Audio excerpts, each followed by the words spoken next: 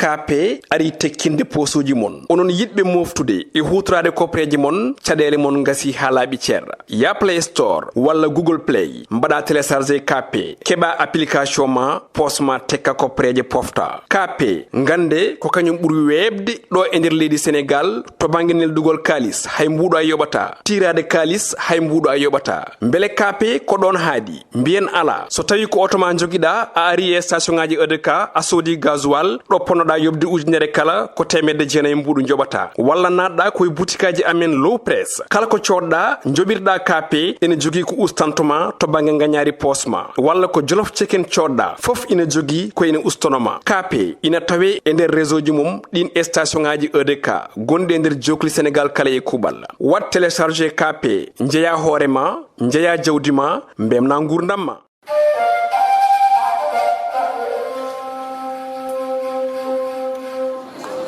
Assalamu alaikum bandiraɓe yeɓiyankoɓe Pindi TV on calminama on juurama onon kala e kuuɓal eɗen ɗo noon e Grand Théâtre taw garɗen notade koye junggo ñalawma rewɓe mo ganduɗa ko journée internationale de la femme so wiyama journée internationale de la femme noon ko 8 mars kono noon hande ko 7 mars hawri koye talata e nder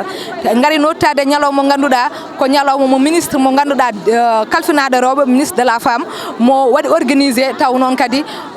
koye honneur président de la république kañum tigui ari kañum e joom suudu muɗum e rewɓe kala cadre uji kala rewɓe mawɓe e nder Sénégal hande ngari ɗo kono noon ko ɓuuri hen ko yodde ko ɓuuri ko yurminade ko ɓuuri hen ko welde ko hande ala ɗo debbo heddi e nder Sénégal guila e nder région ngaji ɗi ha ɗo e Dakar ha ko taari Dakar hay sa weddima yitere ma wawa memde leydi Allah yimɓe minen min gummi guila maris ko 13h min jetti ɗo e nder Grand Théâtre ko 17h Allah embouteillage auto e dow auto e dow auto foof ko arde notitade président de la république ɗum noon noon gasata sona jeehen min kolla moon ko woni ɗo ko hande e nder Grand Théâtre. Le lancement de la carte Jabot. Cette carte représentera un paquet de services intégrés, un pour la famille, destiné à couvrir les besoins en santé, en entrepreneuriat féminin, en protection sociale et en éducation des enfants. Il y a une certaine mesure d'évolution du comité consultatif des femmes en Conseil national de la femme avec des démembrements au niveau régional, départemental et communal. La 8e mesure, c'est l'instauration d'un dispositif de formalisation des femmes entrepreneurs en vue de leur accompagnement sur mesure. La 9e mesure, c'est l'indemnisation des bajenu gox en vue de soutenir leurs interventions au niveau communautaire. Et la 10e mesure qui concerne cette journée du 7 mars, c'est l'instauration de la journée nationale de l'autonomisation de la femme pour chaque année. Telles sont les 10 mesures qui ont été les conclusions lors des assises nationales et des consultations régionales qui en ont découlé. C'est l'occasion pour moi aussi, par rapport à tout ce que le président de la République fait à l'endroit des femmes, surtout aux femmes de l'administration territoriale, de lui adresser nos remerciements. Parce que c'est sous son magistère que nous avons connu 3 femmes gouverneurs. Et je sais que nous avons parmi nous des collègues femmes qui sont préfets, d'autres qui sont adjoints gouverneurs, d'autres qui sont préfets, d'autres qui sont adjoints au préfet et adjoints au sous-préfet. Pour vous dire toute l'attention particulière que M. le Président de la République accorde à l'administration territoriale, mais pas que seulement à l'administration territoriale, parce qu'il y a aujourd'hui dans d'autres corps de métier la présence de femmes qui témoignent de l'intérêt particulier que nos autorités ont à l'endroit des femmes. Merci, M. le Président. Merci à vous. Merci. Merci beaucoup.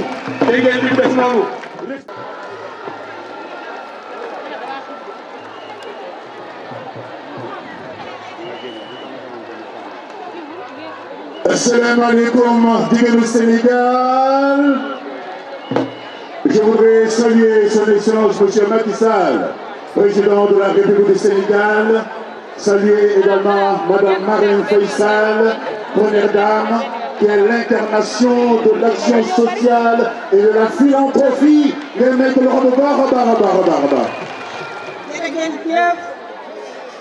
gannaaw bi ñu sant Yàlla julli ci Seydina Muhammad maa ngi nuyu ñëpp bésu tey bii di bésu Ndeer Excellence monsieur le président de la République monsieur le premier ministre madame la première dame suñu xaritu jigéen ñi madame le ministre de la femme la plus jeune ministre de la femme du Sénégal ñoo ngi leen di nuyu ñuy honorable député yi honorable HCCT yi ak honorable conseil économique social et environnemental jigéeni Sénégal maa ngi nuyu ñëpp di ñaan ngeen may ma tuuti rek ma wax ak yéen tey ci li may wax mooy agriculture dañu ne temu tey bi dañu les assises nationales de l'entrepreneuriat féminin et autonomisation may wax excellence dañu ne jigéen am na problème suuf ma lay ñaan ñu organiser les assises de l'agriculture et du foncier. Ça va nous permettre de régler une bonne fois pour toutes le problème de l'agriculture et du foncier dans ce pays-là. Président, defal sooñu dara excellence joxe nga jiw joxe nga engrais joxe nga tracteur moissonneuse batteuse semoir aussi kon lan nga defal tey suuf nañu excellence benn problème moo am muy problème suuf dafa fay tey toutes les grandes puissances yi nga xam ne day lañ doon dundee lépp lañu cité à cause du Covid et de la guerre entre l'Ukraine et la Russie. Sénégal mi ngi dem de l'avant lan moo tax combattre l'agriculture Sénégal yi ngi développé li des mooy nga jël matériel agricole bi subventionné ko même su dul 100% mu dolli ñu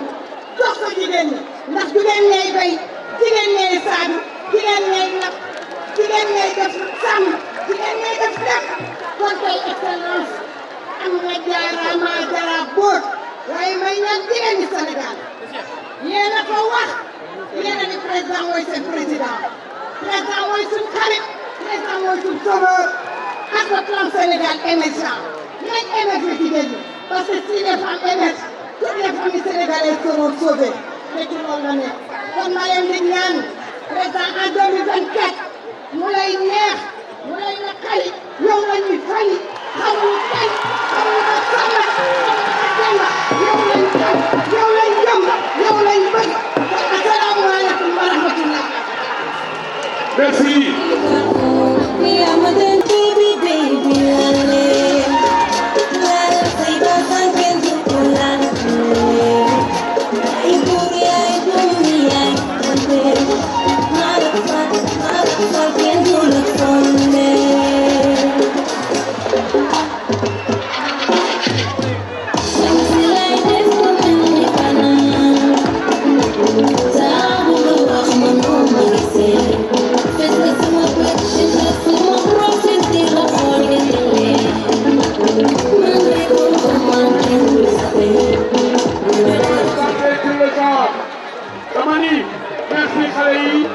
Monsieur le Président, ñoo ngi war a xaar nag léegi Madame Penda Seck Diouf. Madame Penda Seck Diouf, c'est la présidente de la synergie des organisations de la société civile pour l'élimination des violences basées sur le genre. Madame Penda Seck Diouf, Madame Penda Seck Diouf, waaye le président waxtaan wi yëpp li ci nekk mooy yaa ngi toog fii rek mais terre bi mi ngi romb rek yóbbu gaa yi mi ngi doon gaa yi terre bi mi ngi romb rek yóbbu gaa yi mi ngi doon gaa yi ak la terre bi président. Dirigé par des femmes au cours des 15 prochaines années. En effet, l'adoption de cette stratégie permet de libérer le potentiel des femmes en tant qu'entrepreneurs et salariés et à réduire les obstacles structurels qu'elles rencontrent pour participer à l'économie au même titre que les hommes. Excellence, Monsieur le Président de la République, ces efforts seront ralentis par le nombreux obstacles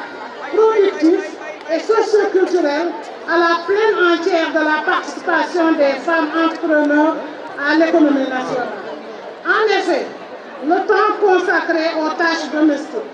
aux soins non rémunérés et les violences basées sur le genre sous ces différentes formes constituent également des obstacles à l'épanouissement et à l'économisation économique des femmes. Aussi, les résultats de la première enquête nationale sur l'utilisation du temps réalisée par l'ANSD en 2021 avec l'appui de l'UNIFEM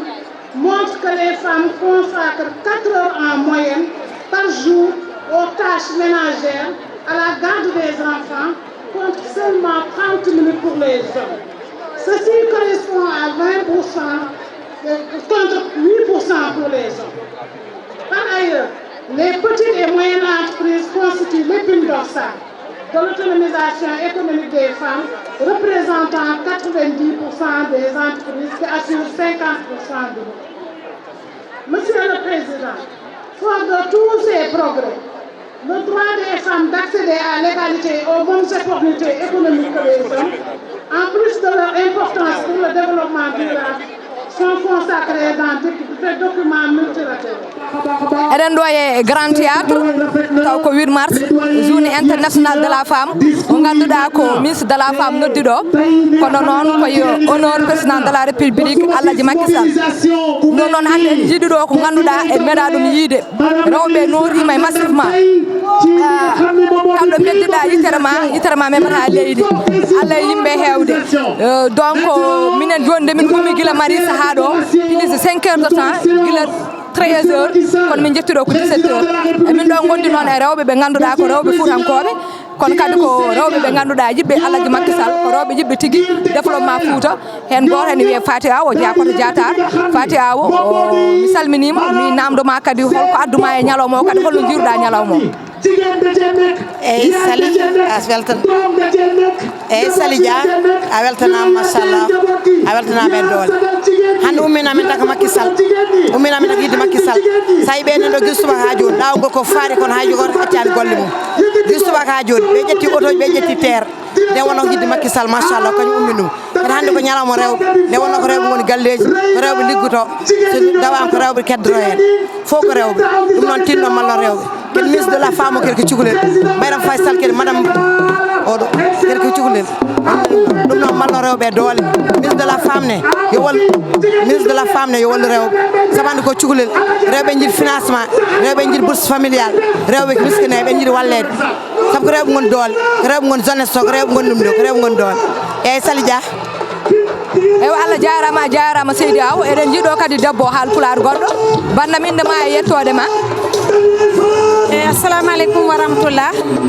mi salmini moon min ko Sawdata Sy mbiyetemi département de Podor dans la commune de Guédé village mi salmini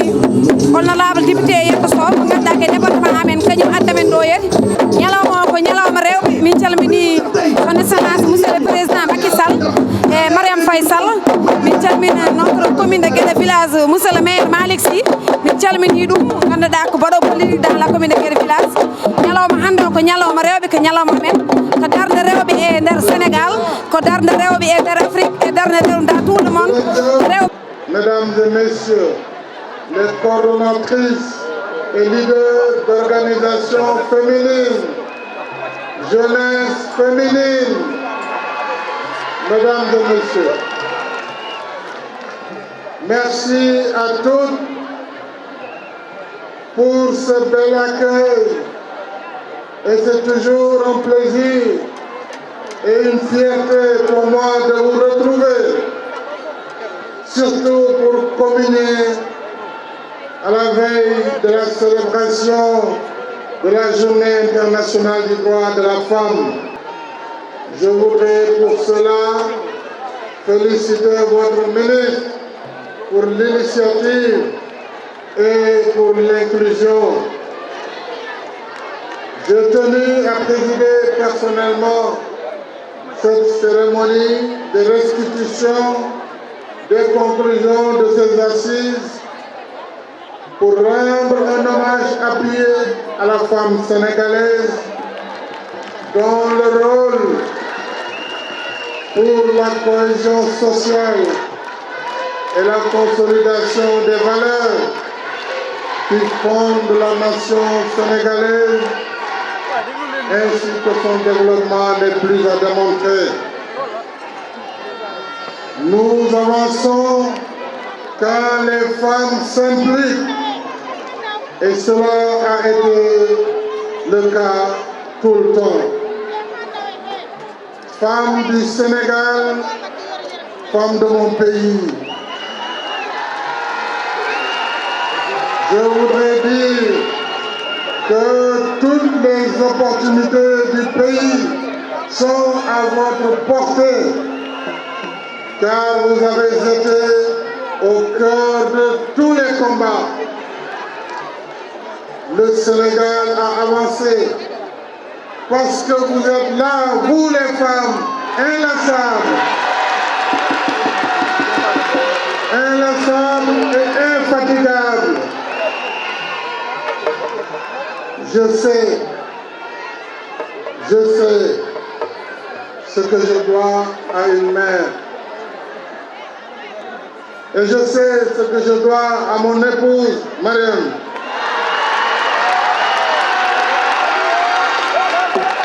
Ce que je dois à toutes les femmes qui m'ont accompagné dans ma carrière politique. Les femmes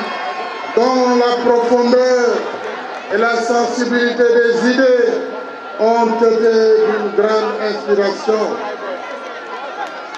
Je rends à cette fête de la femme un hommage à ce que vous faites pour le Sénégal et je m'engage à travailler davantage pour les femmes.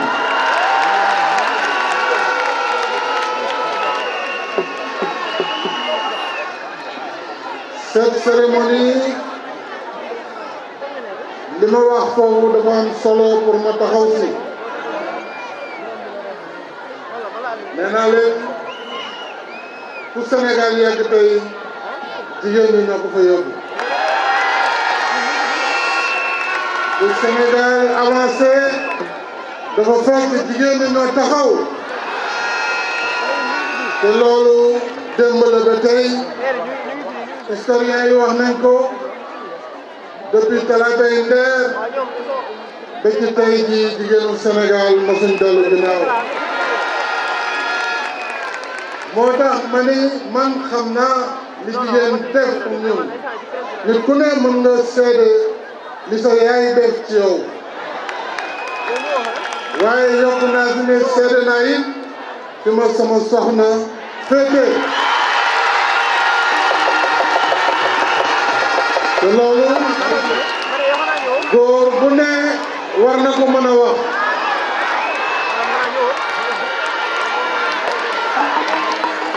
yokk naa ci ne jigéen ñi nga xam ne yàlla boole na ma ak ñoom muy yéen ñii xam naa seen taxawaay ak li ngeen def ci man dama nekk fii ma nekk tey kon jërë ngeen jëf.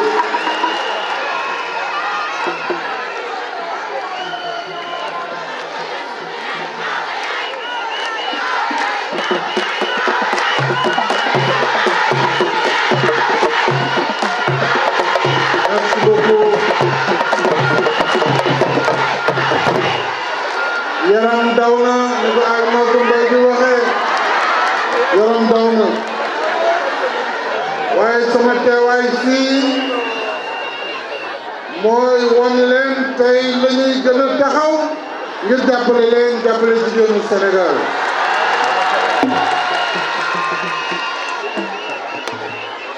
En cette date fortement symbolique pour toutes les nations éprises de paix et de progrès durable, je renouvelle mes chaleureuses félicitations à l'ensemble des femmes, avec une mention particulière aux femmes militantes des causes nobles, dont l'engagement et le plaidoyer constituent de puissants stimulants dans le processus d'amélioration de la condition des femmes. Comme nous y invite le thème international de la journée cette année, pour un monde digital inclusif, l'innovation et la technologie pour l'égalité des sexes. Nous devons porter la réflexion et l'action sur les moyens innovants permettant de donner un nouveau souffle au processus d'autonomisation des femmes et de faire progresser nos sociétés. Cette exigence s'impose pour l'avènement d'une planète 50-50 et l'atteinte des objectifs de développement durable. li ma bëgg a wax du ma ko mën a wax ci français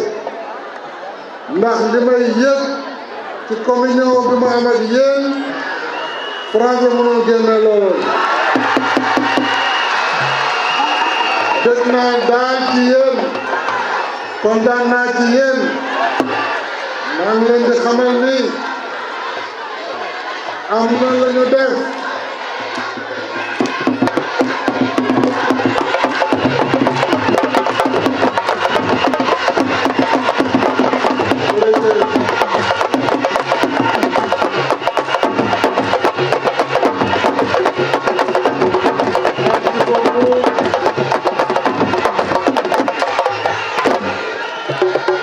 man daal yàq ngeen sama discours dama koy tëjal ma mu jël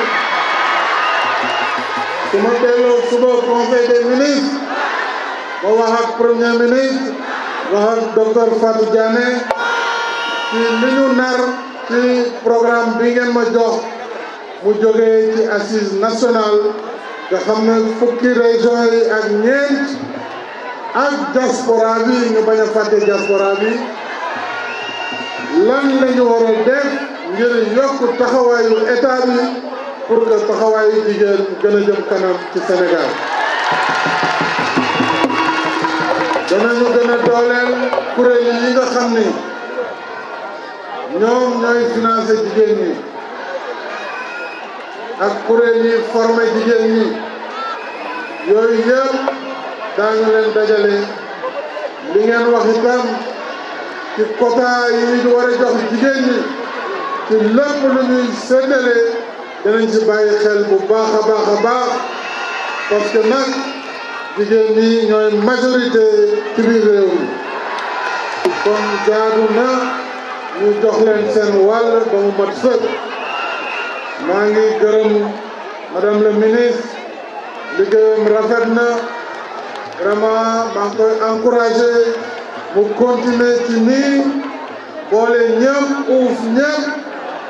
muy jigéenu politique di jigéen société civile di femme rurale rawatina les femmes rurales ba bëggoon leen beral loxo ndax ay jàmbaar lañu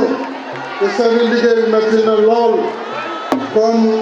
inshallah maa ngi sant waa ONU Femmes di nga xam ne ay partenaires lañu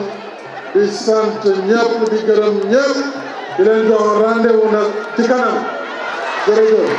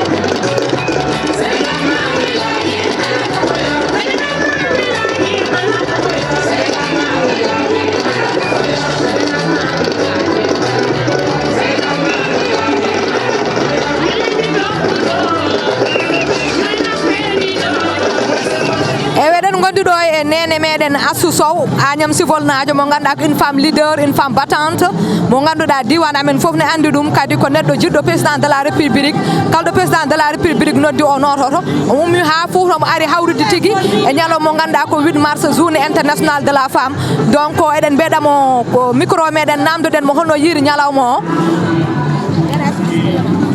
mi salminima ɓiyam mi salmini dendagal téléspectateur man Pindi TV kadi mi weltinima on vraiment hande garalam ɗo ko arde journée internationale de la femme weltarami journée e wondemi kadi debbo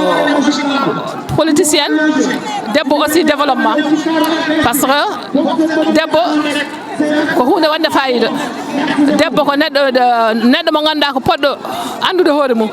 debbo ko poɗɗo andude holko yahata e jamane he donc ɗum waɗi ardemi ɗo hannde e Dakar tawtorede journée internationale de la femme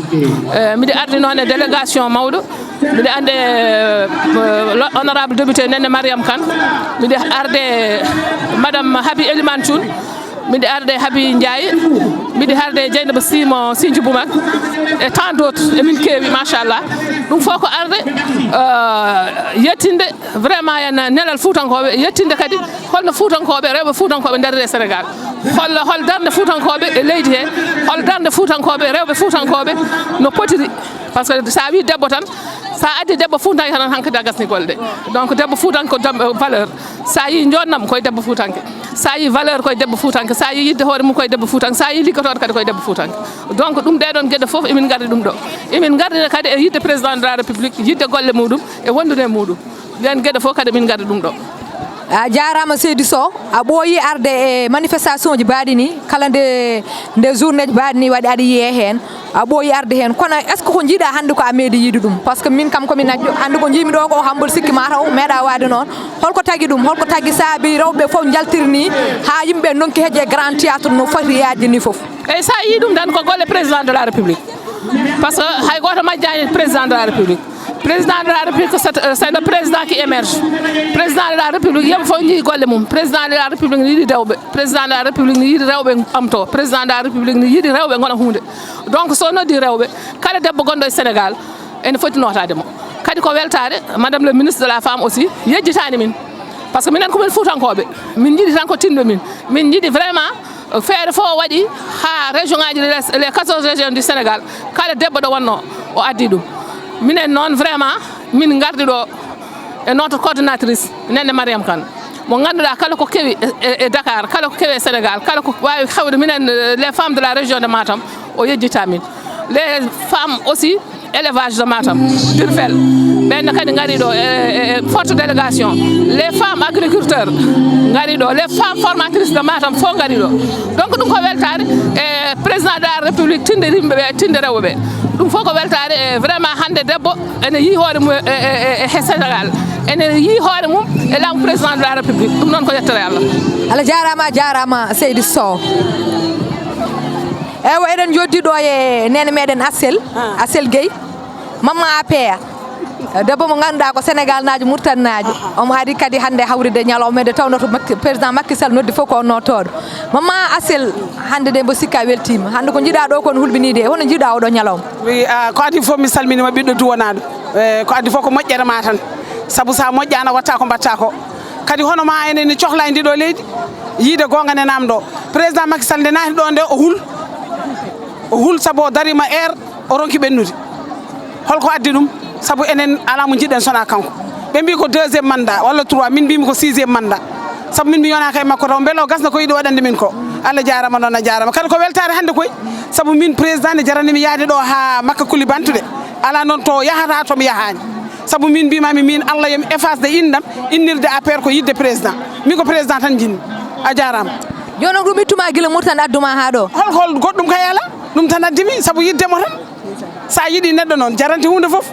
min hay soko tan ko cukalon noddi ne pijira président mi yi tan ne mbaɗa photo makko ne pijira mi daro mi fijja e mumen kono hande noon ko journée internationale de la femme so wiyama 8 mars ko rewɓe teddinira ɗum holko kalta e rewɓe de won noon ay hande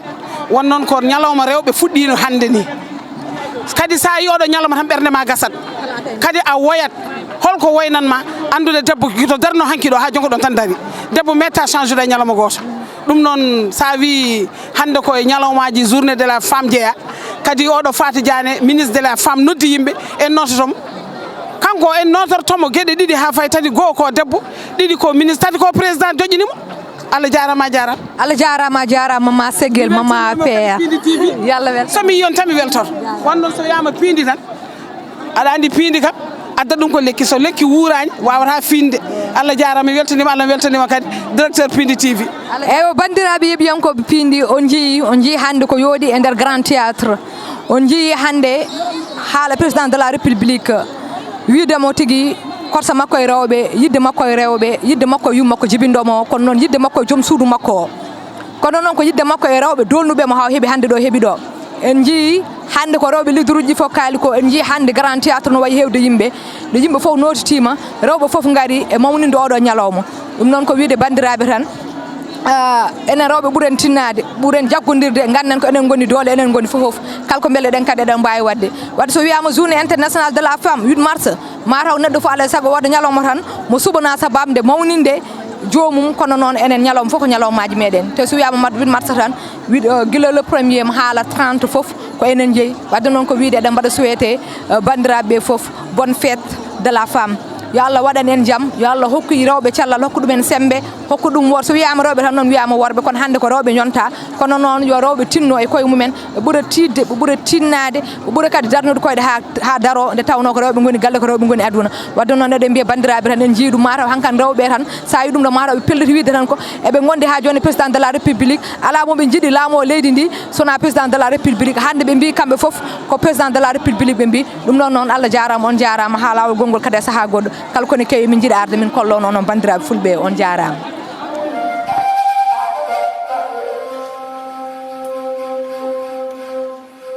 KP ari tekkinde posuji mon onon yidɓe moftude e hutorade kopreji mon caɗele mon gasi ha laaɓi ceerra ya Play Store walla Google Play mbaɗa téléchargé KP keɓa application ma posma tekka kopreje pofta KP gande ko kañum ɓuuri webde ɗo e nder leydi Sénégal to banggue neldugol kalis hay mbuɗo a yoɓata tirade kalis hay mbuɗo a yoɓata beele KP ko ɗon haadi mbiyen ala so tawi ko auto ma joguiɗa a ari e station ngaji EDK a soodi gasoil ɗo ponnoɗa yobde ujunere kala ko temedde jeenayi mbuɗu joɓata walla natɗa koye boutikaji amen low press kala ko coɗɗa joɓirɗa KP ene jogui ko ustantoma to banggue gagnari posma walla ko jolof chicken coɗɗa foof ina jogui ko ene ustonoma KP ina tawe e nder réseau ji mum ɗin station ngaji EDK gonɗi e nder jokli Sénégal kala e kuɓal wat téléchargé KP jeeya hoorema jeeya jawdi ma mbemna gurdam ma